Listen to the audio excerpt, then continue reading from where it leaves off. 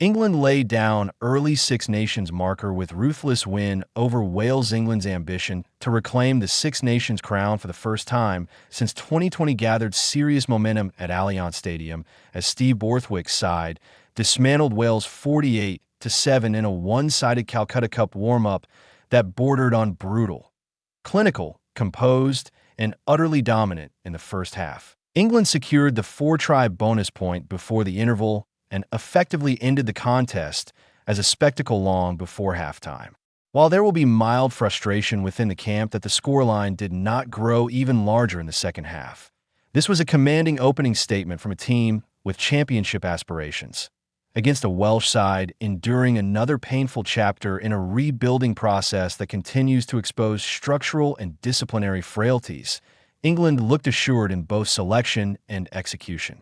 The margin of victory could, and perhaps should, have been even more emphatic given Wales spent two extended periods reduced to 13 players following rapid-fire sin binnings.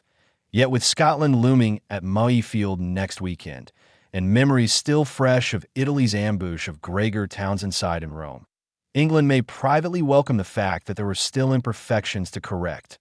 Early disruption. Immediate control. Any concerns surrounding England's late reshuffle.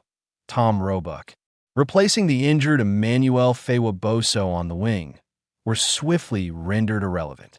From the opening exchanges, the hosts set an aggressive tone that Wales struggled to cope with physically or mentally.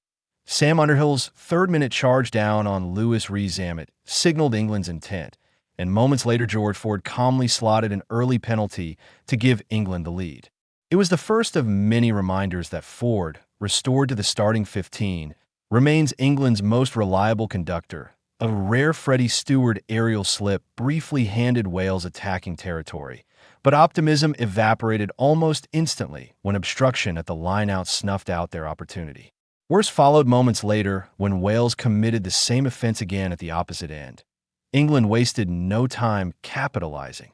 From the resulting line-out, Ellis Ginge took a tap penalty, drew defenders with a series of close-range carries, and Ford's timing was immaculate as he released Henry Arundell on the wing. The finish was simple, the execution beforehand anything but. England led 10-0 inside 8 minutes, and the momentum never swung back. Ford orchestrates. Wales' self-destruct Ford's kicking game continued to pin Wales back, forcing infringements under pressure. Although a potential penalty was overturned after TMO intervention spotted a Ginge infringement, the let-off did little to spark Welsh resistance. Instead, indiscipline took hold. Captain Dewey Lake had already been warned about his side's growing penalty count when Nicky Smith was sent to the sin bin following another illegal line-out. With Wales struggling to cope, Roebuck was held up over the line on advantage, and moments later Lake himself was yellow-carded. Down to 13 players for over 9 minutes, Wales were stretched beyond breaking point. From a scrum penalty, Ford delivered a beautifully weighted cross kick that Arundell gathered with ease to score his second.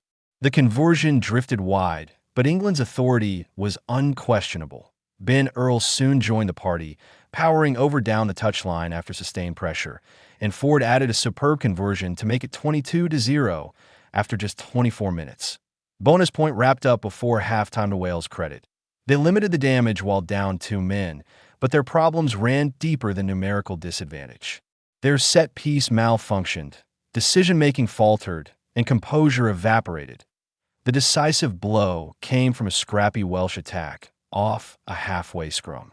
Ben Thomas's loose pass was pounced upon by Arundell, who showed blistering pace and composure to complete his hat trick and secure England's 4-try bonus point before the half-hour mark.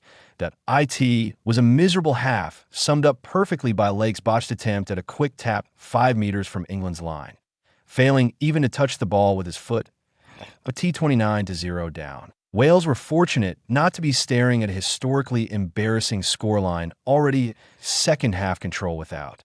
Ruthlessness. England emerged for the second half with Ellis Ginge replaced, but the dominance continued. A Joe Hayes scrum penalty earned territory, and moments later England struck again, working a 4-on-1 overlap finish by Roebuck for his first international tee, are wide a T36-0 with 35 minutes remaining. Comparisons with last year's 68-14 demolition in Cardiff felt inevitable. The scenario existed for England to chase records. Instead, their edge dulled. Much like France in their win over Ireland earlier in the week, England briefly lost accuracy and cohesion. Wales, buoyed by fresh legs from the bench, finally found a foothold. Mauro Itoje's introduction lasted just 29 seconds before he was sin-binned, and Josh Adams capitalized in the corner, with Dan Edwards converting for Wales' lone score. Cards, controversy, and closing moments. Wales' revival was fleeting. Ben Thomas was yellow-carded for playing the ball off his feet near his own try line, and England were awarded a penalty try moments later after Henry Pollock was illegally denied while diving for the line. Tane Plumtree's high contact resulting in another yellow card. Again reduced to 13 players, Wales scrambled admirably, aided by English indiscipline. Luke Cowan-Dickey's neck roll canceled out a Freeman try, and Tom Curry was sent to the sin bin for an off-the-ball tackle. Yet England still had the final word. Even a man down, they exploited space on the edge, with Freeman finishing in the corner to bring the score to 48-7. A fair reflection of England's superiority, even if not quite the annihilation it once threatened to be. What it means for England. This was a near-perfect start to a Six Nations campaign loaded with expectation. Ford's performance reaffirmed his value.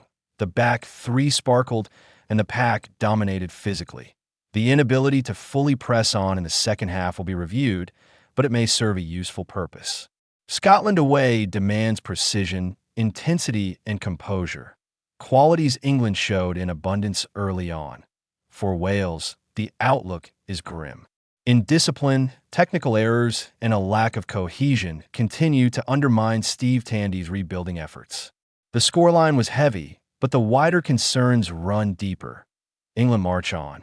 Wales, once again, are left searching for answers.